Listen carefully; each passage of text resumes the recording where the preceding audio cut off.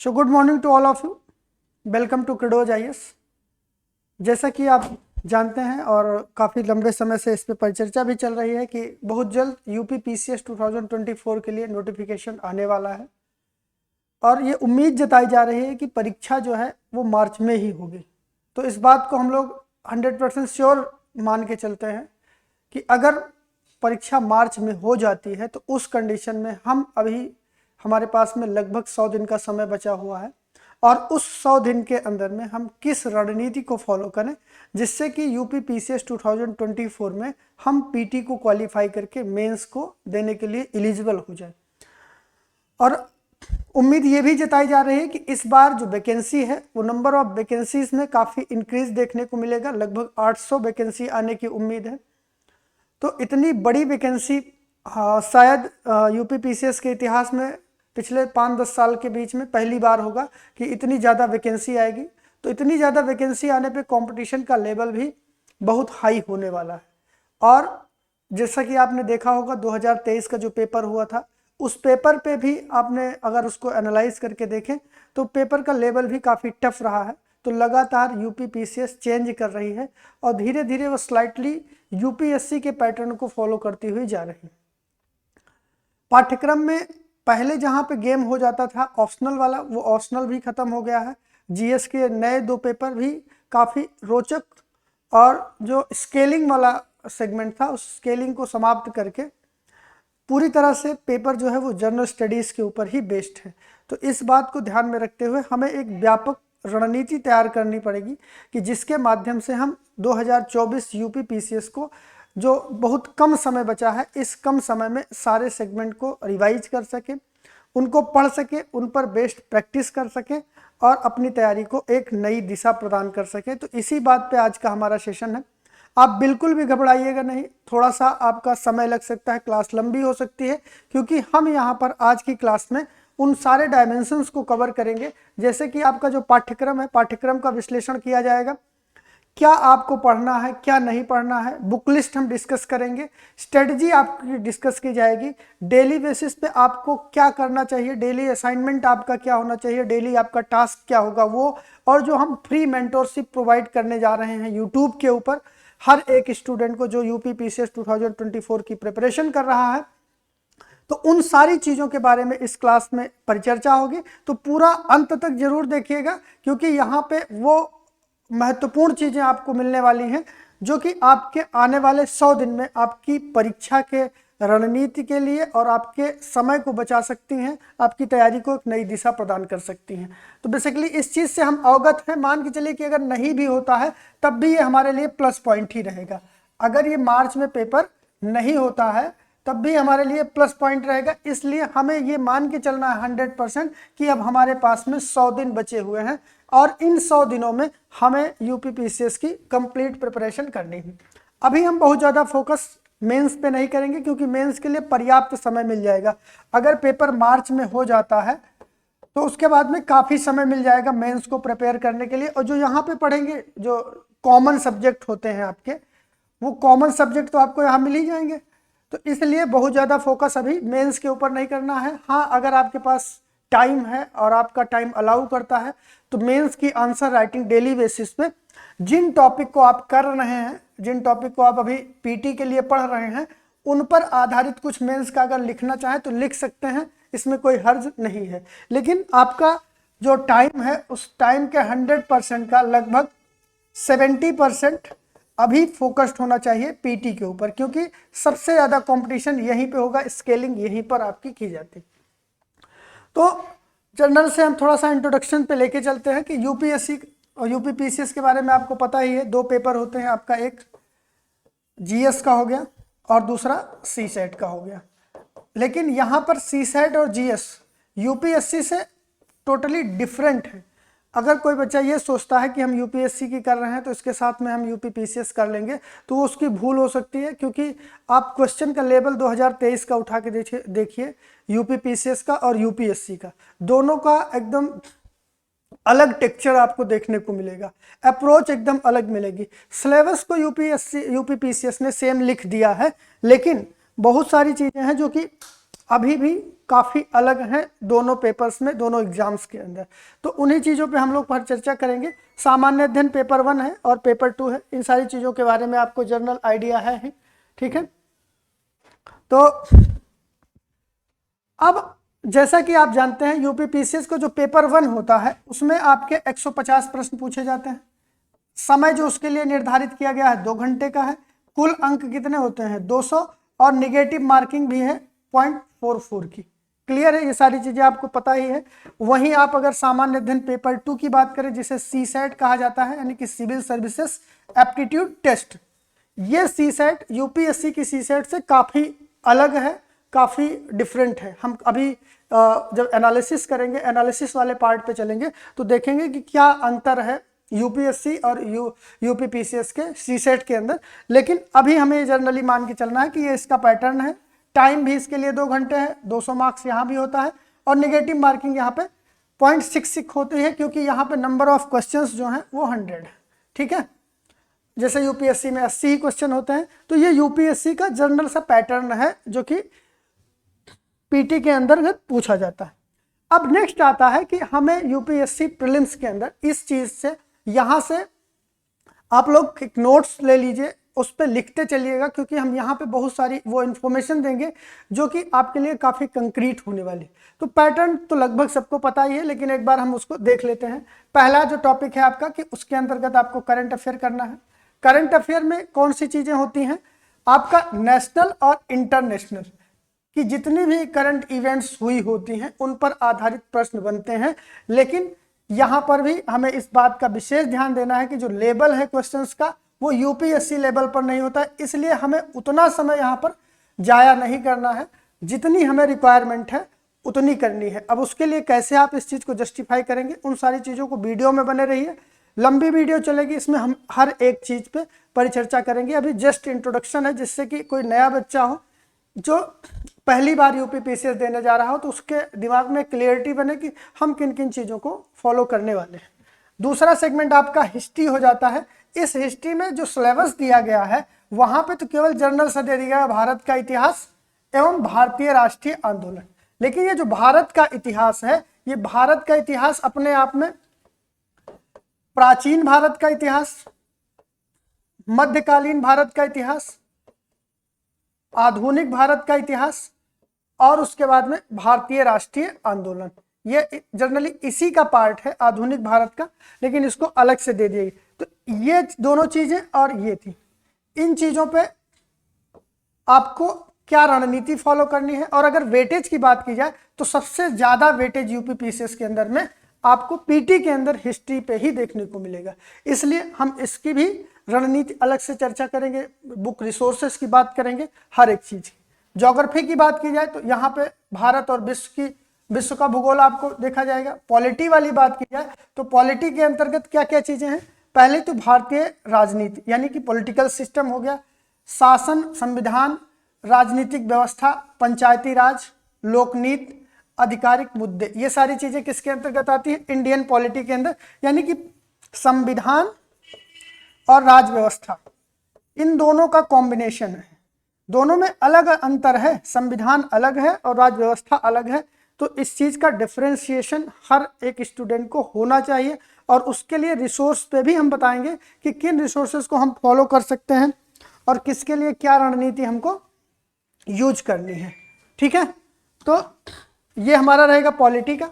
Economy वाला segment जो है ये भी काफ़ी इंपॉर्टेंट है, और यूपी पीसीएस के लिहाज से देखा जाए तो यहाँ पर स्टूडेंट का ये सबसे समझ लीजिए वीक एरिया होता है, यूपीएससी में भी और यूपी पीसीएस के अंतर्गत भी।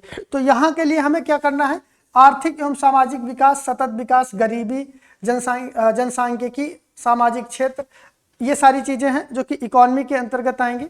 इन्वायरमेंट और टेक्नोलॉजी हो गया, साइंस हो गया और यूपी स्पेशल हो गया। ये जर्नल सा ओवरव्यू है आपके पाठ्यक्रम का, ठीक है।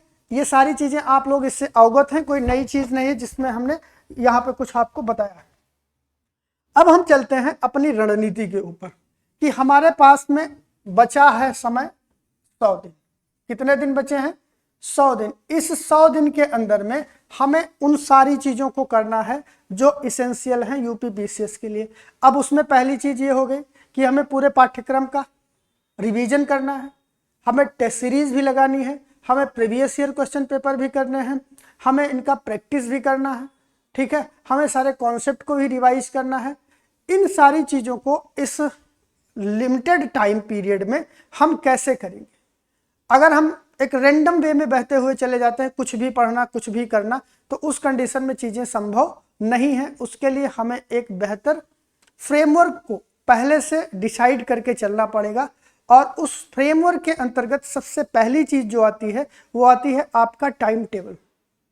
टाइम टेबल इस 100 डे में इस तरह से आपका बना होना चाहिए कि आपका कोई भी ऐसा सेगमेंट छूटे ना, आपके समय का मैक्सिमम आउटपुट निकल सके, और आप अपने टाइम को मैक्सिमाइज करके मैक्सिमम प्रोडक्टिविटी निकाल सके। उसके लिए टाइम फ्रेम आपका होना चाहिए, टाइम टेबल होना चाहिए, लिमिटेड रिसोर्सेज होने चाहिए। हर एक टॉपिक को कितने समय में आप पढ़ेंगे, कितने घंटे आप किस पे लगाने वाले हैं, उसका अप्रोच क्या है, और प्रीवियस ईयर क्वेश्चन पेपर के आधार पर उसका वेटेज कितना है। इन सारी चीज़ों को जब हम एक साथ कोइंसिडेंट में लगा के कंसाइज करके एक नया स्ट्रक्चर बनाते हैं, एक टाइम टेबल फ्रेमवर्क डिजाइन करते हैं, तो 100 दिन बहुत होता है इस पूरे पाठ्यक्रम को रिवाइज करने के लिए, कवर करने के लिए। अभी मैं आपको दिखाऊंगा कि कितनी आसानी से आप इन सारी चीज़ों को कर सकते हैं और आप कर भी ले जाएंगे। तो इसमें सबसे पहली चीज़ हमें ये डिसाइड करना पड़ेगा कि इस 100 दिन में हम कितना टाइम इस पर इन्वेस्ट करने वाले। तो मैं तो आपको एक ही शब्द कहूंगा कि इस 100 दिन में खाना पीना सोना छोड़ के जितना भी समय बचता है इस पे लगा देने की जरूरत है, क्योंकि इतनी बड़ी वैकेंसी जो भी बात ही की जा रही है, अभी कोई ऑफिशियल नोटिफिकेशन तो इस तरह से रिलीज नहीं हुआ है, लेकिन कयास लगाए जा रहे हैं कि अगर 800 की वैकेंसी आती है तो वह यकीन मानिए कि कंपटीशन भी अच्छा होने वाला है और सिलेक्शन के चांसेस भी काफ़ी ज़्यादा बढ़ जाएंगे। तो इस कंडीशन में ऐसा गोल्डन अपॉर्चुनिटी फिर आपको मिलने वाला नहीं है आने वाले 4 साल तक। फिर 5वें साल में जब चुनाव आएगा तो उसकी बात अलग है। तो इस गोल्डन अपॉर्चुनिटी को भुनाने के लिए आपको इस लेवल पे मेहनत तो करनी पड़ेगी। तो ये डिसाइड कर लीजिए कि आप कितना समय देने वाले हैं इस पूरे 100 दिन के अंदर। तो अगर आप यकीन मानिए, अगर आप सिलेक्शन चाहते हैं तो कम से कम इन 100 दिनों में आपको ऑन एंड एवरेज 8 से 9 घंटे तो देना ही है। ये मिनिमम मैं बोल रहा हूं, अगर आप मैक्सिमम कर सकते हैं तो वो आपके लिए और बेहतर है। 9 घंटे मिनिमम, बियर मिनिमम तो 8 घंटे आप मान के ही चलिए, और इस 8 घंटे को आप कितने स्लॉट में डिवाइड करेंगे इस चीज को भी आप डिसाइड कर लीजिए। स्लॉट आपका होना चाहिए कितना, 4। अब आप इसको अपने अकॉर्डिंग कर सकते हैं, उसमें किसी भी प्रकार का कोई टाइम बाउंड नहीं कि आप 6 बजे उठे, 10 बजे उठे, 12 बजे उठे, कुछ भी नहीं करना है। आप अपने कन्वीनियंट के अकॉर्डिंग जब भी आप उठते हैं, उस उठने के साथ में आप अपने स्लॉट को 4 सेशन के अंतर्गत डिवाइड कर लीजिए। हर एक सेशन को आप 2 घंटे का रखिए। कितने घंटे का, 2 घंटे का। अब यहाँ पे आपको 2 घंटे डिसाइड करना है। हो सकता है किसी चीज को समझते समय आपका समय 2 से ढाई घंटा लग जाए, किसी में 3 घंटा लग जाए, कोई ऐसा कॉन्सेप्ट होगा जहाँ पे आपका 1.5 घंटे भी लग सकता है। तो ये चीजें वेरी करती रहेंगी। इस चीज को आपको बहुत ज्यादा माइंड करने की जरूरत नहीं है। बस फोकस किस बात पे करना है कि आपको 4 स्लॉट लगाने हैं पर डे। 4 स्लॉट यानी कि एक स्लॉट में एक टॉपिक कोई पकड़ना है। वो मैं पूरा स्ट्रक्चर दूंगा आपको, पूरा शेड्यूल दूंगा कि कैसे आपको चीजों को लेके चलना है। 8 घंटे का यह आपका होना चाहिए, यानी कि एक बार बैठने के बाद में आप 2 घंटे उस पर समय जरूर दें। ठीक है, इस तरह से आपकी प्रिपरेशन होनी चाहिए। अब इसमें प्रिपरेशन में आप किसी कोचिंग इंस्टीट्यूट का सहारा ले सकते हैं, सेल्फ स्टडी कर सकते हैं, बुक लिस्ट के माध्यम से पढ़ सकते हैं, टेस्ट पेपर कर सकते हैं, वो आपका टास्क है, उसमें ज़्यादा मैं नहीं आपको बताऊंगा। बस इस चीज़ को आपको फिक्स कर लेना है कि दिन भर में 8 घंटे हमको पढ़ना है, और उस 8 घंटे को आप 2-2 घंटे में डिवाइड करके 4 स्लॉट आप बना लीजिए। और इन 4 स्लॉट में आप 2 स्लॉट तो रख लीजिए रीडिंग के लिए, और 2 स्लॉट रख लीजिए प्रैक्टिस के लिए। ठीक है, 2 स्लॉट रीडिंग के लिए क्या हुआ, 2 स्लॉट रीडिंग में आप यहाँ पे सेल्फ स्टडी भी कर सकते हैं, या आप कोई लाइव क्लास ले रहे हैं वो कर सकते हैं, कोई यूट्यूब वीडियो का आप फॉर्मेट देख रहे हैं तो वो सारी चीज़ें इसके अंतर्गत आ जाएंगी। 4 घंटे का ये आपका रिमेनिंग बचता है, इस स्लॉट को आप प्रैक्टिस स्लॉट भी कह सकते हैं, और इस प्रैक्टिस स्लॉट के अंतर्गत आप जो जो चीज़ें अभी हम बताएंगे उन सारी चीज़ों पे आपको डेली बेसिस पे प्रैक्टिस करते हुए चलना है। क्लियर है बातें? तो आप इस चीज को डिफाइन कर लीजिए कि आपको कम से कम 8 घंटे और मैक्सिमम 10 से 12 घंटे तो आपको पढ़ना ही पड़ेगा अभी शुरुआती 100 दिनों के अंदर। अब आपको जो बताया गया था कि जो सब्जेक्ट आपको बताए गए थे उनमें कितने स्लॉट आपको लगाने हैं, कितने सेशंस आप लगा सकते हैं, जिससे कि एक साइंटिफिक वे में रिवीजन हो सके कॉन्सेप्ट्स का, या आपने नहीं पढ़ा है एक बार भी तब आपके लिए थोड़ा सा और ज़्यादा टाइम लगाने की जरूरत पड़ेगी। जो लोग पढ़ चुके हैं मैं उनके लिए बता रहा हूं कि 100 घंटे की रणनीति क्या होनी चाहिए। अब आपकी बात आती है सबसे पहले करंट अफेयर की। करंट अफेयर का ठीक ठाक बेटे जी 25 से 30 प्रश्न तो पूछ ही लेता है। यूपी स्पेशल के जो करंट अफेयर है वो नेशनल और इंटरनेशनल के इन सबको मिला के अप्रॉक्सीमेट 25 से 30 क्वेश्चन तो बन ही जाते हैं यूपी पीसीएस के अंदर। तो इस चीज के लिए आपको एक स्लॉट डेली रखना है कि कम से कम 1 घंटा हम पर डे करंट अफेयर पर देंगे, ये हमारी रणनीति होनी चाहिए। बुक लिस्ट और वो सारी चीजें हम आपको बताएंगे। दूसरा होता है भारत का इतिहास और भारतीय राष्ट्रीय आंदोलन, इसके लिए कम से कम 55 सेशन आपको देने होंगे। 55 सेशन का मतलब यह हुआ कि आधुनिक भारत के लिए सबसे ज्यादा वेटेज अगर देखा जाए तो आधुनिक भारत का हो गया, 15 क्वेश्चन के करीब यहां से पूछे जाते हैं। मध्यकालीन भारत हो गया, इसका वेटेज थोड़ा सा डाउन रहता है। और उसके बाद में प्राचीन भारत की बात की जाए तो प्राचीन भारत का इतिहास और इसमें कला एवं संस्कृति भी जुड़ी हुई है, तो इसलिए आधुनिक के बाद सबसे ज्यादा वेटेज जो रहेगा वो प्राचीन के ऊपर रहेगा। मध्यकालीन से भी प्रश्न पूछे जाते हैं, ऐसा नहीं कि यूपीएससी की तरह इसमें बहुत कम क्वेश्चन पूछे। और अब की बार तो 2023 में आपने देखा होगा कि यूपीएससी के अंतर्गत भी मध्यकालीन भारत से प्रश्न बने थे। तो आपको कुछ छोड़ना नहीं है, ये इस मानसिकता से बिल्कुल आप अपने दिमाग से निकाल दीजिए, क्योंकि पेपर पिछली बार से भी टफ आएगा, क्योंकि वैकेंसी ज़्यादा है इसलिए वो पेपर को टफ बनाएंगे, ऐसा प्रेडिक्टेबिलिटी की जा सकती है। ठीक है, तो हिस्ट्री के लिए आपको कम से कम रिवीजन के लिए, प्रैक्टिस अलग है आपका, रिवीजन के लिए 55 सेशन, यानी कि कम से कम अगर आप पर डे इसको पढ़ते हैं, पर डे आप इसको 2 घंटे लगाते हैं हिस्ट्री के ऊपर, 2 सब्जेक्ट आपको लेके चलना है, तो पर डे आप इस पे तो लगभग 1.5 महीने का समय आपको इसके ऊपर देने की जरूरत है। लगभग 1.5 या 2 महीने के करीब आपको यहाँ पे देना पड़ेगा। फिर उसके बाद में आपका ज्योग्राफी हो जाता है। ज्योग्राफी में भारत और विश्व का है, इसके लिए 45 सेशंस, पॉलिटी के लिए 40 सेशंस, इकोनॉमी के लिए 40 सेशंस, इन्वायरमेंट के लिए 20, साइंस के लिए 20 और यूपी स्पेशल के लिए भी 20। इतने तो आपको सेल्फ स्टडी के अंतर्गत करना है, या मान के चलिए आप किसी कोचिंग के क्रैश कोर्स को आप ज्वाइन करते हैं, या मान चलिए हमारे ही क्रैश कोर्स को ज्वाइन करते हैं, तो हमने भी पूरा स्ट्रक्चर ऐसे ही डिजाइन किया हुआ है। क्लासेस का पूरा शेड्यूल इसी प्रकार से डिसाइडेड है और इसी प्रकार से सारी चीजें चलने वाली हैं। ठीक है, आगे बढ़ते हैं। ये आपका क्लियर हो गया, इसका स्क्रीनशॉट ले लीजिए, आप अपने नोट्स में लिख लीजिए कि भाई हमको कम से कम इतना समय, इसको आप 2 आवर्स से मल्टीप्लाई भी कर सकते हैं, 2 घंटे से आप गुणा कर दीजिए, तब भी आपका एक क्लियर सेटअप बन जाएगा कि 100 दिन के अंदर में हमें कितने घंटे पढ़ना है और कितना घंटा एक सब्जेक्ट के ऊपर देना है और उन पे प्रैक्टिस करनी है कितनी। ये तो सारी चीजें आपको करना ही करना है। इनके लिए आप क्या रिसोर्स यूज करेंगे वो भी मैं आपको बताता हूं, लेकिन इस क्लास और इस तरह के रिवीजन के अलावा आपको कुछ और एडिशनल चीजें करनी है। वही ये जो एडिशनल चीजें हैं यही आपको एक्स्ट्रा एज देंगी कंपटीशन में।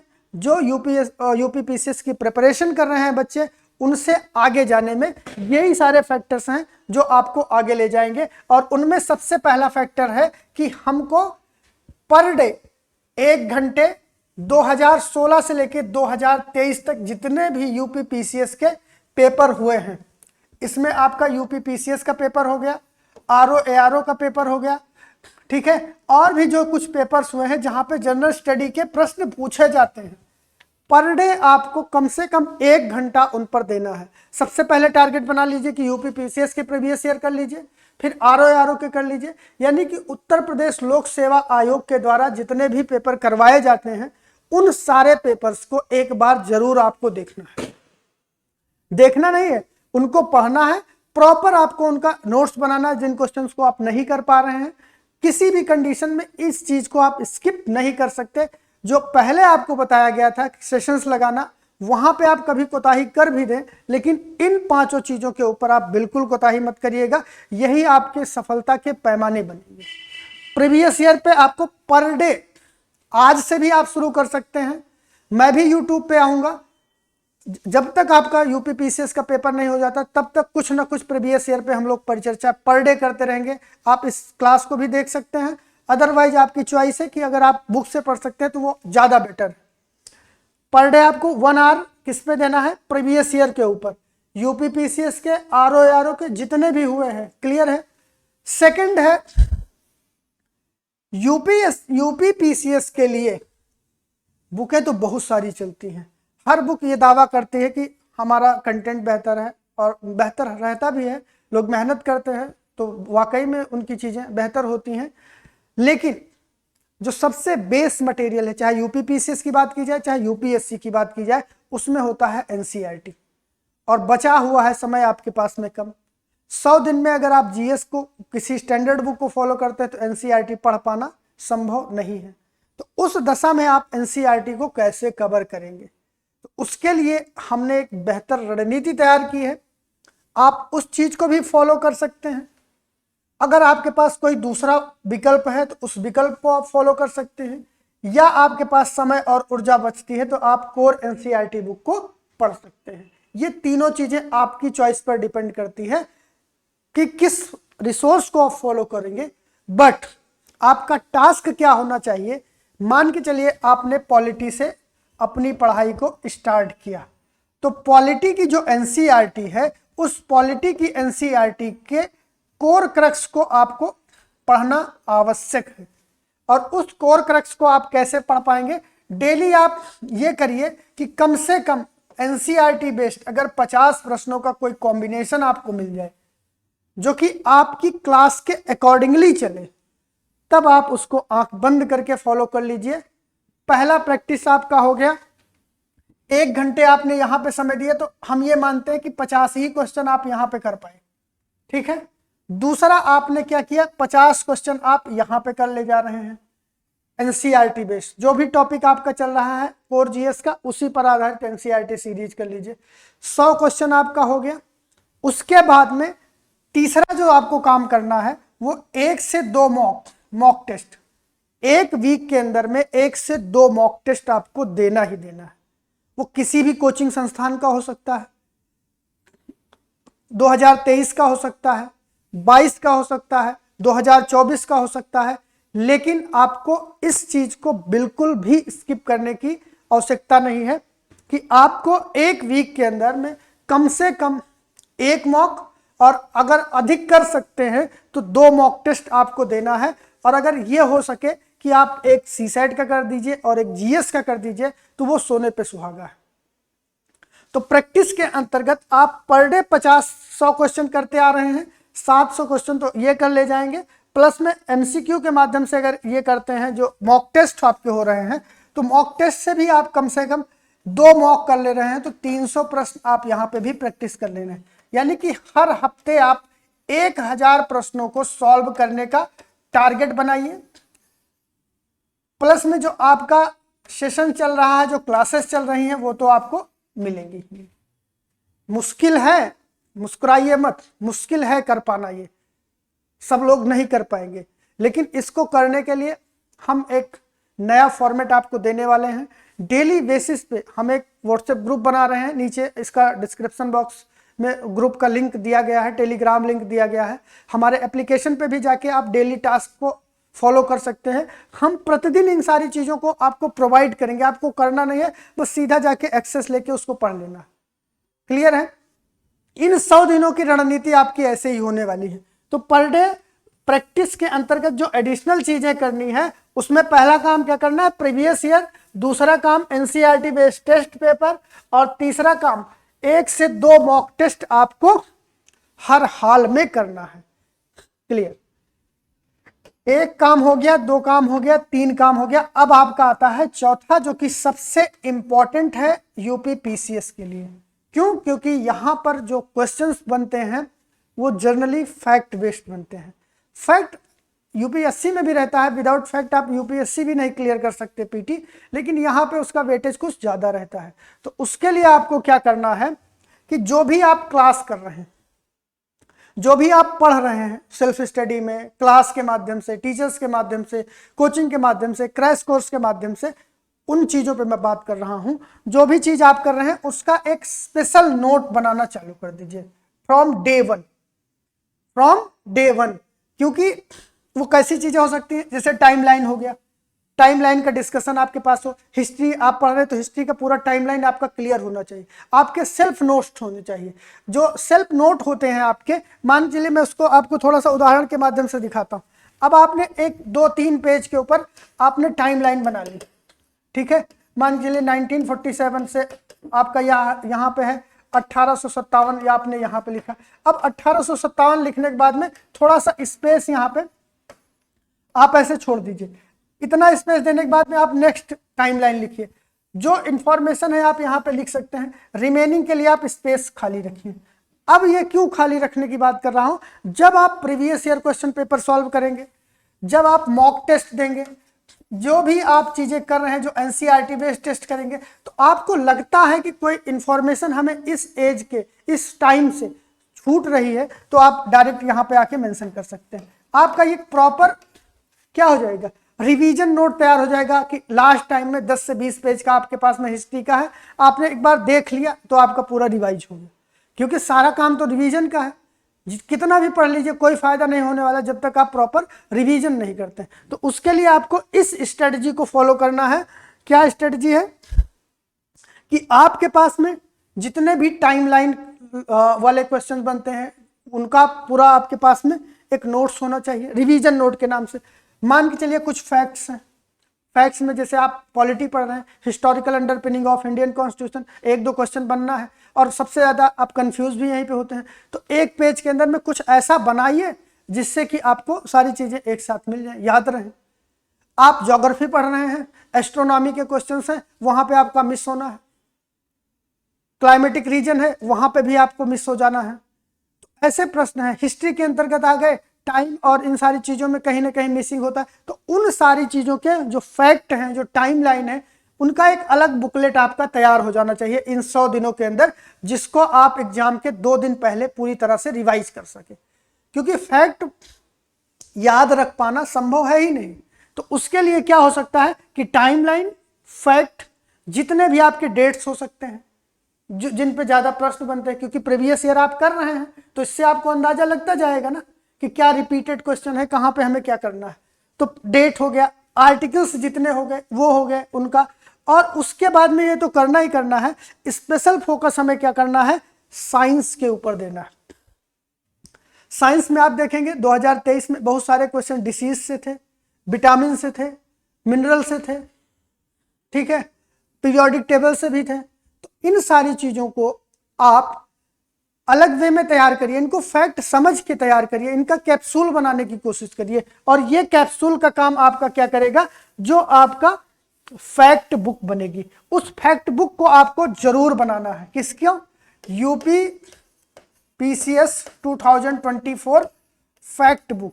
ये आपकी खुद की तैयार होनी चाहिए और बहुत आसान है। मैं आपको इसका तरीका बताता हूं। तरीका ये है, आप देखिए कैसे इस चीज को आप बना सकते हैं। मान के चलिए आप पॉलिटी कर रहे हैं, ठीक है, पॉलिटी कर रहे हैं, तो फैक्ट बुक आप कैसे बनाएंगे? पहले तो आप यूनिट 1 ले लीजिए, ठीक है, भाग 1, और उस भाग 1 के अंतर्गत क्या हो गया, आपके पास राज्य हो गए, राज्यों का, ठीक है, Indian and it's union territory. तो ये आप यहां से रिलेटेड क्या फैक्ट हो सकता है, 4 से 5 लाइन में जो आप भूलते हैं उसको लिख सकते हैं। इससे ज्यादा कुछ नहीं है जहां पे आप भूलते, बाकी तो फैक्ट आपको पता ही रहता है। इससे ज़्यादा भूलने की गुंजाइश आपको नहीं मिलेगी। दूसरे पे आ जाइए, नागरिकता, वहां पे भूलने की क्या गुंजाइश है?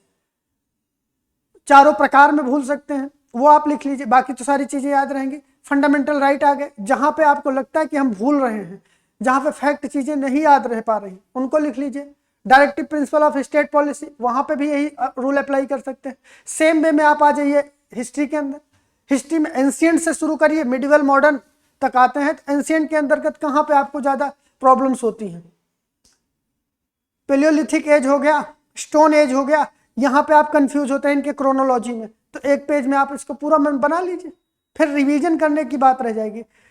जल्दबाजी बिल्कुल नहीं करना है, जिस कॉन्सेप्ट को पढ़िए क्लियर करिए और उन सारी चीजों को कर लीजिए जो हमने यहां पर बताया है कि उन पर बेस्ड आपका प्रीवियस ईयर क्वेश्चन पेपर है, कोई प्रीवियस ईयर कोई क्वेश्चन पूछा गया है तो वो आपके नॉलेज में होना चाहिए कि हाँ भाई ये क्वेश्चन इस टॉपिक से पूछा गया है, ये हमारी जानकारी में है। इन सारी चीजों को करना है, ठीक है। टाइमलाइन, फैक्ट, डेट, आर्टिकल्स जितने भी हैं, इन सारी चीजों को करते हुए और स्पेशल फोकस साइंस के ऊपर, जो कि स्पेशली बायोलॉजी के अंदर यहाँ पे बहुत सारे नेम होते हैं, उन नेम्स का उनका जो नॉमेनक्लेचर होता है, उन नॉमेनक्लेचर में आप जल्दी भूल जाते हैं। विटामिन हो गए, मिनरल्स हो गए, डिसीज हो गए, ठीक है। आपके बाद उसके बाद में ह्यूमन सिस्टम हो गया, जितने भी सिस्टम्स हैं उनको आप तो अगर आप इसको क्या कहते हैं कि स्ट्रक्चर्ड वे में रख के चीज़ों को प्रिपेयर करेंगे तो 100 दिन बहुत होता है, आप आसानी से कर सकते हैं। अगर आप रैंडम चलते हैं तो फिर आप उससे आगे जा ही नहीं पाएंगे। तो ये सारी चीज़ें करना है।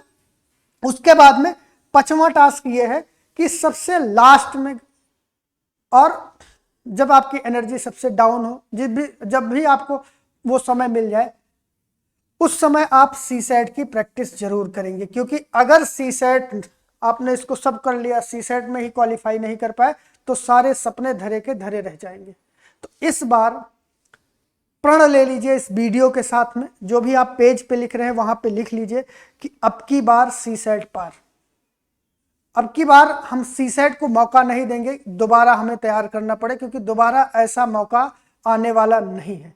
तो इसलिए सीसेट पे डे 1 से उतना ही शिद्दत से आपको करने की जरूरत है जितने शिद्दत से आप जीएस कर रहे हैं, और उन्हीं का फाइनल सिलेक्शन होता है जो दोनों को बराबर वेटेज देते हुए चलते हैं, नहीं तो सीसेट में क्वालिफाई हो ही नहीं पाते। तो सीसेट को भी प्रॉपर वेटेज देना है, चाहे 1 घंटे आप दीजिए चाहे 2 घंटे दीजिए, लेकिन आपको पर डे इतना समय आपको इसके लिए निकालना ही निकालना है। इन 5 चीजों को लिख के पेज में लिखकर और अपने टेबल के सामने चिपका लीजिए कि इन 5 चीजों को किए बिना हम आने वाले 100 दिन तक हम स्किप नहीं करेंगे। अगर हम इन चीजों को नहीं कर रहे हैं तो हम नहीं सो सकते। ये आपके अंदर दृढ़ प्रतिज्ञा होनी चाहिए कि ये 5 चीजें आपके लिए रामबाण हैं। Previous year per day, NCERT based question, कम से कम 1 से 2 मॉक टेस्ट, उसके बाद में स्पेशल आपकी फैक्ट बुक, और उसको जितनी बार रिवाइज कर सकते हैं जब भी आपको समय मिले उसको, प्लस डेली एक टॉपिक सीसेट का, जिससे 10 से 15 क्वेश्चन आपको पर डे करना ही करना है और कोई आपके पास चारा नहीं। बात क्लियर हो गई। अब बढ़ते हैं आगे, और आगे हम कुछ चर्चा करेंगे रिसोर्स लिस्ट की, ठीक है। सीसेट के बारे में बात की जाए तो सीसेट पे हम बहुत ज़्यादा परिचर्चा नहीं करेंगे, बस ये आपको पता ही है कि उसमें क्या है। इसके लिए एक अलग सेपरेट वीडियो हम बनाएंगे, लेकिन अभी के लिए आप जान लीजिए कि कॉम्प्रिहेंशन होता है, अंतर्वैयक्तिक क्षमता होती है, तार्किक क्षमता होती है, ये सारी चीज़ें हैं, मैथ, रीजनिंग, जीएस, इंग्लिश, ये सारी चीज़ें इसके अंतर्गत आती हैं। थोड़ा सा हम मैथ के ऊपर फोकस कर लेते हैं। जो अंकगणित वाला सेगमेंट है, इस अंकगणित में संख्या पद्धति, औसत, अनुपात, समानुपात, प्रतिशत, लाभ हानि, ब्याज, साधारण ब्याज, काम समय, चाल समय और दूरी, ये जितने भी चैप्टर मैथमेटिक्स के हैं, अर्थमेटिक के हैं, इनका थीम एक ही है। ये एक ही थीम पर काम करते हैं, और वो थीम क्या है? परसेंटेज।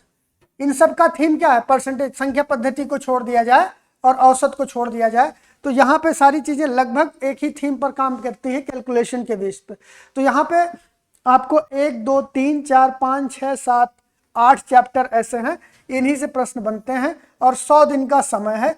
तो आप ये मान के चलिए कि अगर आप 10-10 क्वेश्चन पर डे लगाते हैं, 10 प्रश्न प्रतिदिन लगाते हैं, और अगर आप नहीं भी लगाते तो हम आपको असाइनमेंट के अंतर्गत पर डे 10 क्वेश्चन देंगे कि आपको इन 10 क्वेश्चंस का आंसर करना है।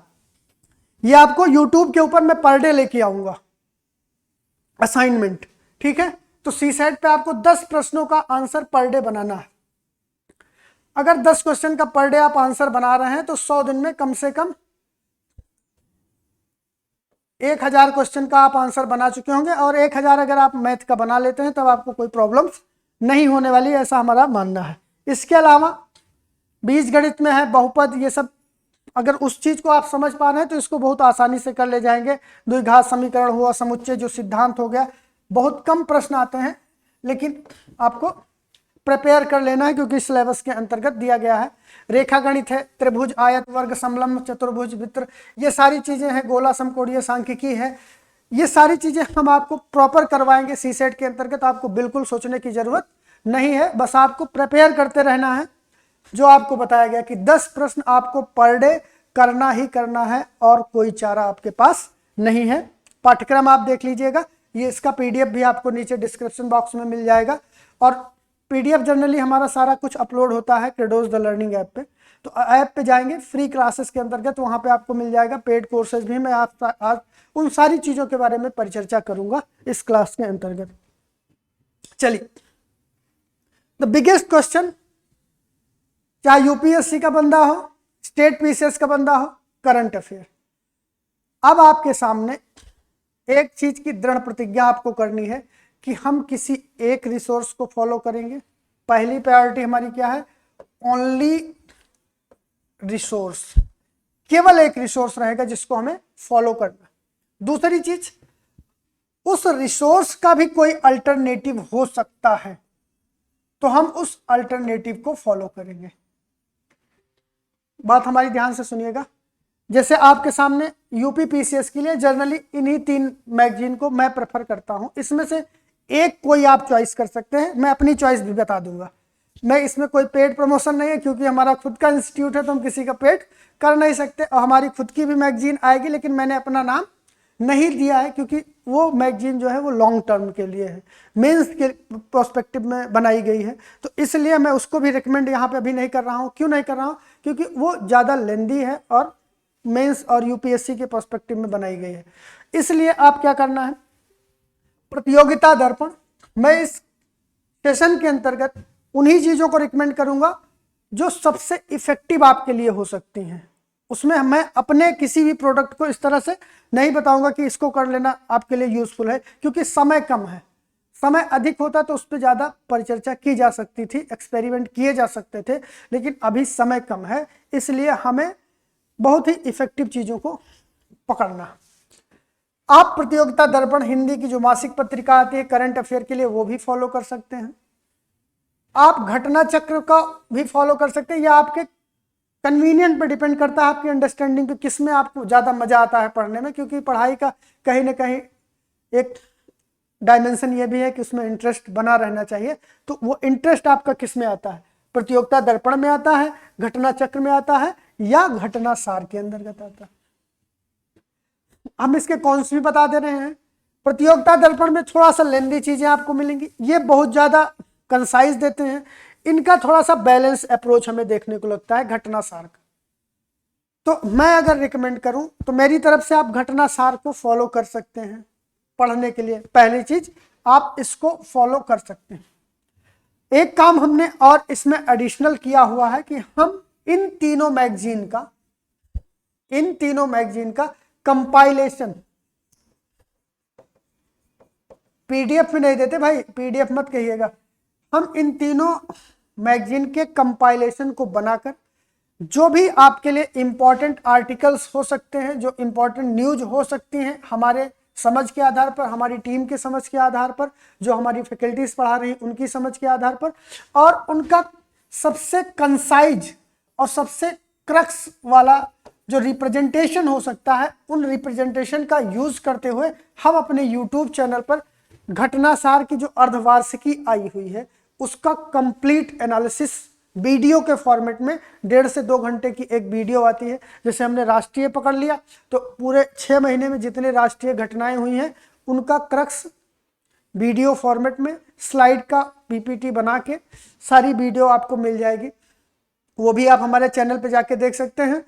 एक काम तो वो कर सकते हैं, अगर आपके पास टाइम अलाउ करता है तो आप डायरेक्ट बुक भी पढ़ सकते हैं, लेकिन हमें लगता है कि उस वीडियो को पढ़ने के बाद में इस चीज को कवर करना आपके लिए, अगर 10 घंटे लगता है इसको कवर करने के लिए, तो वीडियो को पढ़ने के साथ में आप इसको 2 घंटे में कवर कर सकते हैं और शायद सारे कॉन्सेप्ट भी आपके क्लियर हो जाए। तो करंट अफेयर में ये स्मार्टनेस हमको रखनी है कि हम किसी एक बुक को बेस बना लें और उसी बेस को मजबूत करने के लिए अगर कोई ऑनलाइन रिसोर्स जैसे हमारा हो गया या कोई अन्य यूट्यूब चैनल हो गया, जैसे कुमार गौरव सर हैं तो वो लास्ट टाइम में कुछ ऐसा करंट अफेयर का कराते हैं, उनको भी आप कर सकते हैं। बाकी मार्केट में बहुत सारे ऐसे एलिमेंट्स हैं, बट आपको इस चीज़ पे फोकस करना है कि हमें कोई लिमिट रिसोर्सेज अपने लिमिट रखने हैं, किसी एक रिसोर्स को फॉलो करना है और बार बार उसी चीज़ को आप फॉलो कर सकते हैं। तो मेरा रिकमेंडेशन अभी भी आपके लिए है कि आप इस घटनासार को फॉलो करते रहिए। ये जो यूट्यूब चैनल पे जो हमारी ऑनलाइन क्लासेस आ रही हैं करंट अफेयर के लिए, उसको फॉलो कर सकते हैं। प्लस में हम एक और एडिशनल इसमें क्या लाने वाले हैं, करंट अफेयर एमसीक्यू फॉर्मेट में, तो वो भी आप फॉलो कर सकते हैं, जो कि आपके लिए करंट अफेयर वाले टेंशन से मुक्त कर देगा। 1 घंटे आपको समय पर डे देना है करंट अफेयर के लिए, और ये भी नहीं कि आज वाले करंट पे हमें जान देनी है, हम पिछले करंट से उठाएंगे और वहां से पढ़ते हुए आएंगे, उनका नोट्स प्रॉपर बनाएंगे, उन पर आधारित टेस्ट सीरीज करेंगे, मॉक टेस्ट देंगे, जो भी मैक्सिमम चीजें हो सकती है हमें करंट अफेयर पे देना है। तो करंट अफेयर के लिए आपके दिमाग में ये चीज क्लियर हो जानी चाहिए, किसी एक मैगजीन को इन तीनों में जो भी आपको अच्छी लगती है उसको फॉलो कर लीजिए। प्लस में क्रेडोज आईएएस के यूट्यूब चैनल पे जो करंट अफेयर की क्लास आती है उसको फॉलो कर सकते हैं। ऐप के ऊपर इसी पर बेस्ड टेस्ट मिल जाएगा आपको, उसको फॉलो कर सकते हैं। ये सारी चीजें आपको मिल जाएंगी, ठीक है। बढ़ते हैं हम दूसरे सब्जेक्ट के ऊपर। दूसरा सब्जेक्ट आपका है इतिहास। सबसे महत्वपूर्ण, सबसे टफ यूपी पीसीएस के एग्जाम के लिहाज से, और रिसोर्सेस के ऊपर अगर बात की जाए तो यूपीएससी के लिए तो अवेंडेंट मात्रा में आपको रिसोर्सेज मिल जाएंगे, लेकिन स्टेट पीसीएस में आपको कुछ थोड़ा बहुत इस पे सोचने की जरूरत पड़ जाती है, और यहाँ पर आपको बहुत इफेक्टिव होना भी पड़ेगा, बहुत चूजी बनना पड़ेगा। जब तक आप चूजी नहीं बनेंगे, यहाँ पर आपके पास में बहुत सारे ऐसे रिसोर्सेज हैं जिनको फॉलो करके आप समय अपना जाया कर देंगे, क्योंकि समय लिमिटेड है। तो इस लिमिटेड समय के अंतर्गत, इतिहास के अंतर्गत, चाहे प्राचीन भारत की बात की जाए, चाहे मध्यकालीन भारत की बात की जाए या आधुनिक भारत की बात की जाए, इन तीनों के लिए हमारी रणनीति पहली चीज अलग रहेगी। दूसरी चीज, हमारे रिसोर्सेस लिमिटेड एंड ओनली रहेंगे। लिमिटेड एंड ओनली अगर रिसोर्स हम नहीं फॉलो किए तो इस 100 दिन के अंदर में इस तैयारी में सफल हो पाना तो मुश्किल है। इसलिए आपके टेबल के सामने 2 चीजें लगी होनी चाहिए। एक तो वो 5 टास्क जो आपको पर डे करना ही करना है वो, प्लस में आपकी रिसोर्स लिस्ट कि इस बुक के अलावा अगर कोई हमको आके कहे भैया इसको पढ़ लीजिए, पक्का आपका सिलेक्शन आपके हाथ में, ज्वाइनिंग लेटर आ जाएगा, तब भी नहीं फॉलो करना, क्योंकि वो सारी चीजें नुकसानदेह हो जाती है समय के बाद में, ठीक है। पहला आपको क्या करना है, प्राचीन भारत का इतिहास। और प्राचीन भारत के इतिहास के लिए मैं 2 रिसोर्स आपको रिकमेंड यहाँ पे लिखा हूं, लेकिन पढ़ना केवल आपको एक है, और वो क्या है, प्राचीन भारत का जो इतिहास है, आर.एस. शर्मा क्लास 11th की जो पुरानी एनसीईआरटी है वो। उसके बाद में प्राचीन भारत के लिए जो एस.के. पांडे हैं, पढ़ते हैं लोग, लेकिन आपको बिल्कुल नहीं करना है। प्राचीन भारत का इतिहास, आर.एस. शर्मा क्लास 11th पुरानी एनसीईआरटी अगर आपके पास है तो well and good, otherwise Credos the learning app download करिए। वहां पर इनका कंप्लीट हिंदी और इंग्लिश दोनों में पीडीएफ दिया गया है, फ्री है। उस चीज को आप वहां से डाउनलोड करके देख सकते हैं, वहां से पढ़ सकते हैं। अगर आप चाहें तो उसका प्रिंट भी निकलवा सकते हैं। अगर आप दूर दराज से देख रहे हैं और आपको लगता है कि हमें इन बुक्स की रिक्वायरमेंट है, तो इन सारी बुक्स को हम आपको कोरियर भी करवा सकते हैं। सारी सुविधाएं आपको मिल सकती हैं, बस आपको इस चीज को फॉलो करना है, ठीक है। प्राचीन इतिहास RS शर्मा कक्षा 11 की जो NCERT है, इसको आपको हर हाल में फॉलो करना है। आप इस चीज को स्किप कर सकते हैं प्राचीन भारत के कॉन्टेक्स्ट में, लिख लीजिए और कुछ भी आपको फॉलो करने की जरूरत नहीं है। दूसरा है मध्यकालीन भारत का इतिहास। मध्यकालीन भारत के इतिहास के अंतर्गत आपको सतीश चंद्रा की जो बुक है वो क्लास 12 की जो ओल्ड NCERT है उसको आपको फॉलो करना है। ये 2 NCERT आपके लिए बहुत ही इसेंशियल है। बाकी जो अभी हम बताएंगे कि NCERT जो न्यू वाली है उसको हम कवर करेंगे MCQ के माध्यम से, जो कि पर डे आपको 50 MCQ के फॉर्मेट में मिलने वाले हैं। अभी मैं उसका भी स्ट्रक्चर दिखाऊंगा, पूरा कैरिकुलम दिखाऊंगा कि कैसे आपको सारी चीजें मिलेंगी। और तीसरा है आधुनिक भारत का इतिहास। यहाँ पर सबसे ज्यादा वॉलेटिलिटी आपको देखने को मिलेगी कि भाई हमें क्या पढ़ना है। तो आधुनिक भारत का इतिहास BL ग्रोवर की बुक आती है, ये बहुत बल्गी बुक हो जाएगी आपके लिए। अगर आप कर सकते हैं तो आधुनिक भारत के लिए हमारा जो मानना है और जो मैं रिकमेंड करूंगा वो आप स्पेक्ट्रम और NCERT इन दोनों को फॉलो कर सकते हैं। एनफ है, इससे ज्यादा कुछ पढ़ने की जरूरत नहीं है। स्पेक्ट्रम की बुक UPSC में भी ठीक ठाक चलती है, UP PCS में भी ठीक ठाक चलती है। अब 1-2 क्वेश्चन की बात नहीं कहा जा सकता कि नहीं आया, तो उसमें आपको 100 क्वेश्चन तो 100% रिजल्ट में जरूरत भी नहीं है और उतना कोई कर भी नहीं पाता है। तो इसलिए आप एक प्रश्न के लिए इतना बड़ा बर्डन उठाएं, वो स्मार्टनेस नहीं है और आप उसको यूज भी नहीं कर सकते। तो आप 100% अपने दिल पे हाथ रख के इन्हीं चीजों पे, केवल आपके पास में हिस्ट्री के लिए 3 बुकें होनी चाहिए सेल्फ स्टडी के लिए आपके पास। बाकी तो जो हम लोग प्रोवाइड करेंगे वो अलग का टास्क है। आपके टेबल पे 3 किताबों से ज्यादा अगर चौथी हुई तो आप उसमें फिर भ्रमित होना तय है आपका। RS Sharma 11th, Satish Chandra 12th, spectrum enough है। इसके अलावा जो एडिशनल चीजें हैं, जैसे तमिलनाडु NCERT है 11th और 12th की, ये इंग्लिश में है, हिंदी मीडियम वालों के लिए थोड़ा सा प्रॉब्लम है, लेकिन हमने इसका एक सोल्यूशन निकाला है कि NCERT तमिलनाडु की 11th और 12th की जो है, इस पर कम से कम 450 MCQ, कितने 450 MCQ आपको कंप्लीटली यूट्यूब के ऊपर हम करवा देंगे। हमारे ऐप पे जाके आप उसका डायरेक्ट टेस्ट भी कर सकते हैं, हिंदी और इंग्लिश दोनों मीडियम में मिलेगा। तो वहां से हम इस NCERT को कवर कर लेंगे, उसके लिए हमें कुछ परेशान होने की जरूरत नहीं। हाँ, इंग्लिश मीडियम के अगर आप स्टूडेंट हैं तो अगर आप समय दे सकते हैं तो हमें लगता है कि ये सबसे बेस्ट बुक है जो कि सारे डायमेंशन को कवर करती है। अब ये 100% श्योर नहीं है कि भाई सारे क्वेश्चन फंसेंगे यहाँ से, लेकिन जो टॉपिक को कवर करने का तरीका है और जो आपकी थॉट प्रोसेस को डेवलप करने का प्रोसेस है, जो क्रोनोलॉजिकल ऑर्डर इसमें फॉलो किया गया है, one of the best book for the entire history segment for the competitive examinations. तो हिस्ट्री में आपके पास में इन 3 रिसोर्सेज के अलावा आपको अपने पास खुद कुछ नहीं रखना है। बाकी जो भी चीजें होगी वो एडिशनली हम लोग प्रोवाइड करेंगे। ठीक है, क्लियर हो गया। नेक्स्ट पे हम चलते हैं। नेक्स्ट है आपका ज्योग्राफी वाला। ज्योग्राफी भी एक ऐसा सब्जेक्ट है जहां पर बहुत ज्यादा रिसोर्सेस की भरमार है और वहां पर अपने लिए जो आपके लिए यूजफुल है उस चीज को उठा पाना संभव नहीं है। तो इसके लिए आप 2 चीजें कर सकते हैं। पहली चीज, परीक्षावाड़ी की जो बुक आती है, अगर आपने 1-2 बार पढ़ रखा है तो ज्योग्राफी आपका बेसिक क्लियर है तो आप परीक्षावाड़ी को फॉलो कर सकते हैं।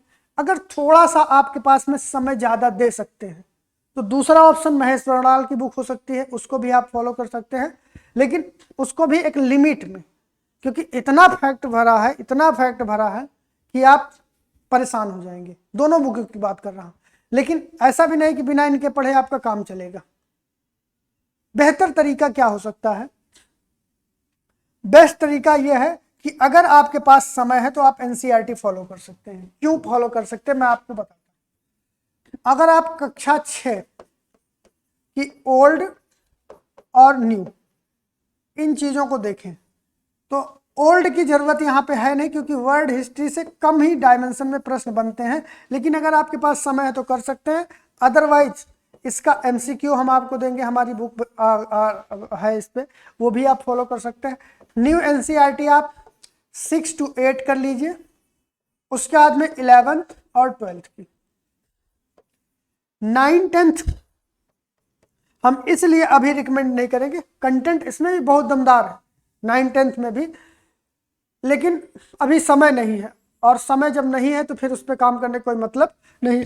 लिमिटेड समय में हमें लिमिटेड रिसोर्सेज पे काम करना है, तो आप यहाँ पे डिसाइड कर लीजिए करना क्या है। मैं आपको रिकमेंडेशन अपनी दे देता हूँ, आप अपने कन्वीनियंट के अकॉर्डिंग देख लीजिए। अगर आप घोर बिगनर हैं, घोर बिगनर का मतलब आपकी बार आप पहली बार दे रहे हैं एग्जाम, तो आप महेश कुमार बरनवाल जी की जो बुक है इसको आप यूज करिए, इसको पढ़िए, प्लस में एनसीईआरटी एमसीक्यू सीरीज करिए।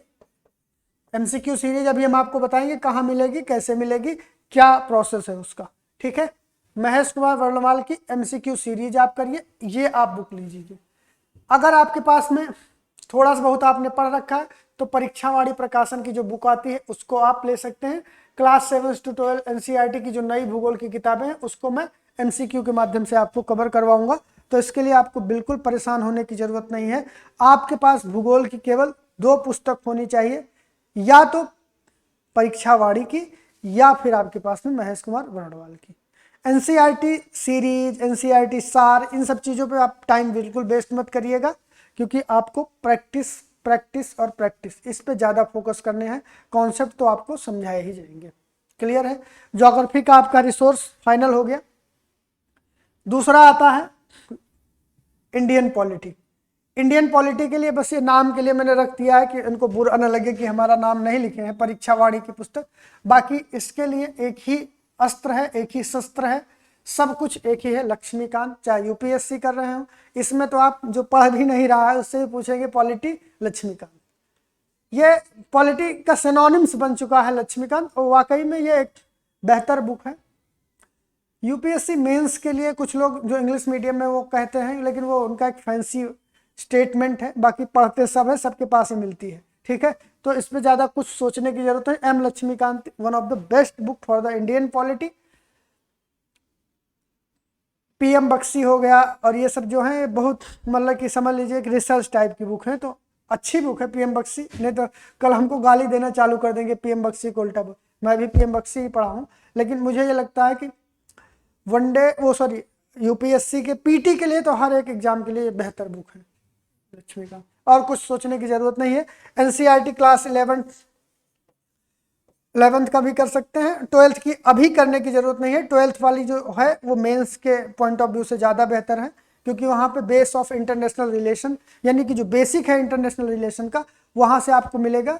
तो उसके लिए फिर हम जब मेन सीरीज लाएंगे तो वहाँ पे हम लोग करेंगे। अभी 11th का जो सिद्धांत व्यवहार है उस बुक को आप फॉलो कर सकते हैं, अदरवाइज कुछ भी मत करिए। Laxmikanth one of the best book, और इसमें भी लिमिटेड चैप्टर्स हैं। आप देखिए कुल मिला के चैप्टर आपको यहाँ पे लिमिटेड यूनिट में आपको कर लेना है, और 40 दिन का 40 सेशन एनफ है, फेयर एनफ है लक्ष्मीकांत को मेंस के लेवल में पढ़ने के लिए। तो आप आसानी से कर सकते हैं। कर नहीं पाएंगे, अभी तक आपने किया नहीं है, लेकिन मैं करवाऊंगा इन चीज़ों को, ठीक है। पर डे आपको मिलेगा डेली टास्क, 100 दिन तक हम इसको देंगे कि आज डे 1 है, इस डे 1 का टास्क ये है, आज इसको आपको कंप्लीट करना है, समाप्त करना है कैसे भी, ठीक है। ज़्यादा लंबी वीडियो हो रही हो तो आप लोग मैसेज कर सकते हैं, अदरवाइज हम, ठीक है। वीडियो पूरी देख लेना आप लोग, स्किप मत करना, अभी बहुत काम की चीज़ें मिलने वाली हैं। इकोनॉमी की बात की जाए, इकोनॉमी के लिए एनसीईआरटी से भी आप इतनी जल्दी समझ नहीं पाएंगे। प्रतियोगिता दर्पण का अतिरिक्तांक आप ले सकते हैं। मैं परीक्षावाणी को भी यहाँ पे रिकमेंड नहीं करूँगा, ये भी बुक में रिकमेंड नहीं करूँगा, मैंने केवल लिख दिया है प्रतियोगिता दर्पण का अतिरिक्तांक।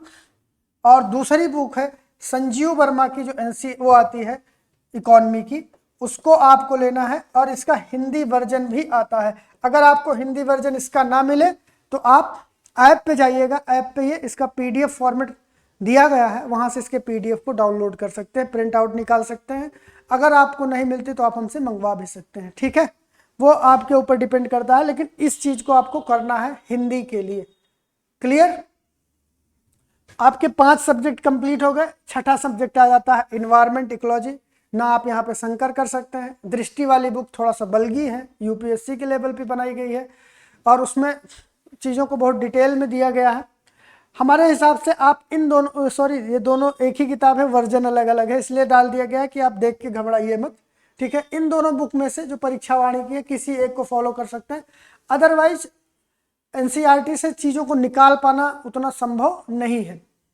या एनसीईआरटी सीरीज में आप किसी भी सीरीज को लेके जहाँ पर पर्यावरण पारिस्थितिकी के प्रश्न बनते हैं लेकिन उतने ज़्यादा टफ प्रश्न पूछे नहीं जाते हैं, तो हमें लगता है इस बुक को आप ले लीजिएगा। मैं आपको बताऊंगा कौन कौन सा चैप्टर पढ़ना है, उस पर टिक करके आपको डेली बेसिस पे जो टास्क दिया जाएगा उस टास्क में हम बता देंगे कि कौन सा चैप्टर आपको करना है, ठीक है, कौन सी लाइन कहाँ से करनी है। तो उससे आपको एक ये समझ लीजिए कि आपको फेयर डील मिल जाएगी कि बहुत ज़्यादा इस पर समय गंवाना नहीं है। 20 दिन के अंदर, मतलब कि 10 दिन के अंदर में इसको कवर करना है इन्वायरमेंट वाले सेक्शन को, ठीक है। सबसे लास्ट में करेंगे, क्रोनोलॉजी हम आपको बता देंगे। वीडियो को आप देखते रहिएगा भाई।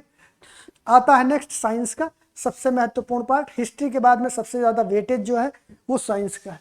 साइंस के लिए आपको एनसीईआरटी भी करना है, लूसेंट भी करना है, 2 बुकें आप कर सकते हैं। परीक्षा वाणी उतना ज़्यादा इफेक्टिव नहीं है साइंस के लिए, एनसीईआरटी और लूसेंट। इसका मैं वीडियो भी क्लास आपको प्रोवाइड कराऊंगा, ये सारी चीज़ें आपको मिलेंगी। तो कुल मिला के ये आपकी रणनीति होनी चाहिए। इतने समय में इन बुक रिसोर्सेस के साथ में आपको अपनी प्रिपरेशन करनी है। That's it. अभी हमारी चीज़ें समाप्त नहीं हुई है, हम इसके बाद में आते हैं उत्तर प्रदेश स्पेशल। उत्तर प्रदेश स्पेशल में मेंस के लिए आपकी रणनीति बिल्कुल अलग रहेगी। पीटी में वैसे भी बहुत ज़्यादा प्रश्न उत्तर प्रदेश स्पेशल से पूछे नहीं जाते हैं, तो उसके लिए आप थोड़ा बहुत पढ़ भी सकते हैं और उसके बाद में इसके लिए परीक्षा वाणी की पुस्तक है और बहुत सारी पुस्तकें हैं।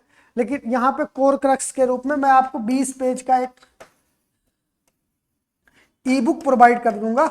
उस ई बुक को आप आसानी से पढ़ के चीज़ों को कवर कर सकते हैं। इससे ज़्यादा यहाँ पर पीटी में वेटेज नहीं, मेंस के लिए तो आपको अलग तरीके से पढ़ना होगा। उसके लिए भी मैं आपको पूरी रणनीति अभी परिचर्चा कर देता हूँ। मैं उसमें से 2-3 मिनट और आपका लूँगा क्योंकि आप भी 1 घंटे से सुनते सुनते परेशान हो, ठीक है। अब इतनी कहानी बताने के पीछे एक उद्देश्य हमारा ये था कि हमने इसके लिए एक क्रैश कोर्स भी लॉन्च किया हुआ है, यूपीपीसीएस प्रीलिम्स क्रैश कोर्स। जितनी बातें आपको बताई गई है उन्हीं बातों पर आधारित ये हमारा पूरा कार्यक्रम है। आप सिलेक्शन इस कोर्स के बिना भी पा सकते हैं, उसके लिए आपको मेहनत करनी पड़ेगी। अगर आप चाहते हैं कि आपको बना बनाया सब कुछ मिल जाए तब आप इस चीज़ को भी फॉलो कर सकते हैं। 1 मिनट देखिए, आप इस चीज़ को देख लीजिए। लगभग इसमें 500 से अधिक घंटे की क्लासेस आपको मिलेंगी और 120 घंटे आपका टेस्ट सीरीज का डिस्कशन करवाया जाएगा, क्योंकि इस प्रोग्राम के अंतर्गत आपको 30 टेस्ट सीरीज भी मिलने वाली है, तो उन टेस्ट सीरीज का भी हम डिस्कशन कराएंगे। प्रारंभिक परीक्षा की जो हमारी टेस्ट सीरीज है, अगर आप इस कोर्स में एनरोल्ड होते हैं तो आपको पूरी तरह से फ्री दी जाएगी। दैनिक रूप से 50 प्रश्न जो हम बताए थे एनसीईआरटी बेस्ड, वो आपको फ्री रहेंगे इस प्रोग्राम के अंतर्गत। 2 वर्ष की वैधता है इसकी।